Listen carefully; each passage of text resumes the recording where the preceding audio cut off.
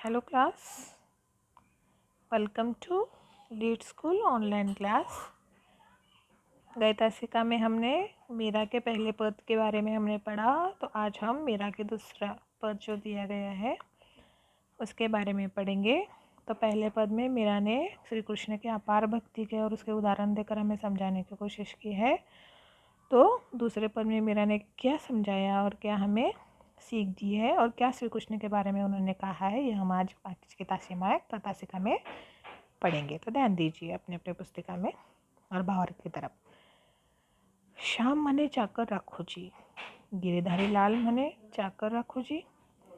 चाकर रहस्य बाग लगास्यो, नित उठ दर्शन पास्यो। वृंदावन री कुंज गली में गोविंद लीला गास्यो। चाकरी में दर्शन पास्यो, सुमरस पास्यो खर्ची। भाव भक्ति जागिरी पास्यु, तीनों बता सरसी। मोर मुकुट पीतंबर सोहे, गलवई जंती माल। वृंदावन में धेनु चरावे, मोहन मुरली वाला। ऊंचा ऊंचा महल बनावा, बीच बीच राखू बारी। सांवरियारी दर्शन पायो, पहर कुसुम्बी साड़ी। आधी रात प्रभु दर्शन, पीजो जमुना जी रे तीरा। मीरा प्रभु गिरिधर नाम, हेवड़ा घनो अंधेरा। तो यहाँ पर हमने मीरा का यह पद हमने पढ़ा। तो इस पद में अलग अलग दो पंक्तियाँ दिया गए। एक पद में मीरा ने जो है श्री कृष्ण की किस प्रकार सेवा करेंगी, किस प्रकार वह चाकरी करेंगी, यह दिया गया है। और उसी के कुछ नीचे लाइन में वहाँ पर वह श्री कृष्ण के रूप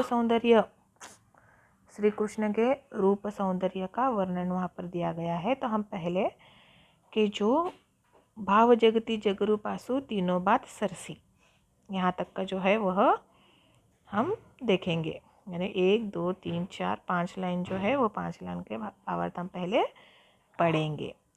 इन पदों में मीरा भगवान श्री कृष्ण से प्रार्थना करते हुए कहती है कि हे श्याम, आप मुझे अपनी दासी बना लीजिए। आपकी दासी बनकर मैं आपके लिए बाग बगीचा लगाऊंगी, और वह जो बाग बगीचा लगाएंगे जिसमें आप विहार कर सकेंगे, यानी बैठ सकेंगे, घूम सकेंगे, टहल सकेंगे। इसी बहाने मैं रोज़ आपके दर्शन करूंगी। यानी जब आप यहाँ पर विहार करने के लिए यानी घूमने के लिए जब आप इस बाग में आएंगे तो मैं आप बाग में आपको चुपके से देख सकूंगी, रोज़ आपके मैं दर्शन कर सकूंगी। मैं वृंदावन के कुंज, यानी कुछ गलियाँ होती है वृंदावन में, कुंज नामक जो गली है उनमें मैं कृष्णा की लीला के गान करूंगी। यानी कृष्ण नामक जो गीता उन्होंने रची है उसकी लीला यानी वह गाएंगे सभी यह गोपियाँ मिलकर। इससे उन्हें कृष्ण के नाम स्मरण का अवसर प्राप्त हो जाएगा। यानी मैं उसी बहाने में हम आपका बार बार नाम दोहराएंगे तथा भावपूर्ण भक्ति की जागीर भी प्राप्त होंगी। इस प्रकार दर्शन, स्मरण और भाव भक्ति नामक तीनों बातें मेरे जीवन में रच बचेंगी। यह इस पद में दिया गया है। तो आगे देखो, मोर मुकुट पीतंबर सोहे, गल वैजंती माला।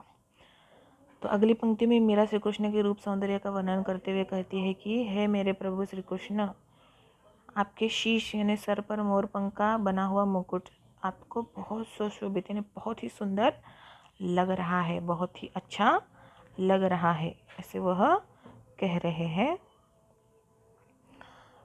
आगे लग रहा है,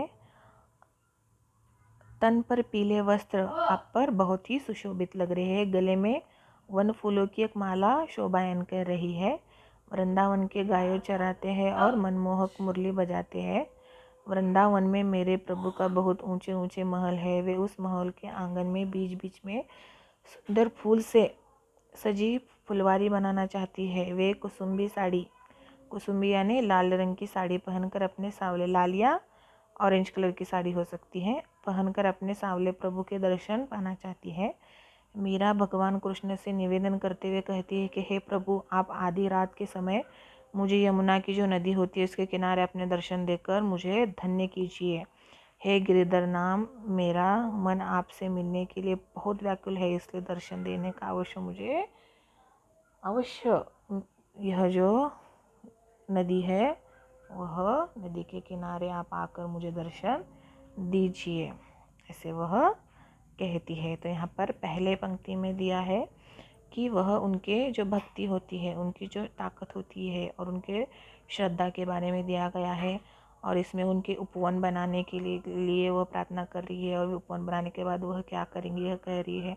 उनके जो दर्शन होते हैं, यानी उनकी जो रूप सौंदर्य के बारे में दिया है। और मेरा उनके लिए जो महल होती है, महल बनाने का अगर उन्हें अवसर मिला तो वह उस महल में दरवाजे कम तो खिड़कियां ज़्यादा बनाएंगे। जहाँ जहाँ से वह दौड़ गुजरेंगे वहाँ वह उस खिड़की से वह श्री कृष्ण को देखेंगी, ऐसे वह कहती है। तो यहाँ पर हमारे मेरा यह पद समाप्त हो गए। तो आपका आज का गृह कार्य है यह प्रश्न उत्तर जो है, इस प्रश्न उत्तर को आपको कॉपी में लिखना है और बचे हुए शब्दार्थों को आपको अपने कॉपी में लिखकर पूरा करना है। धन्यवाद।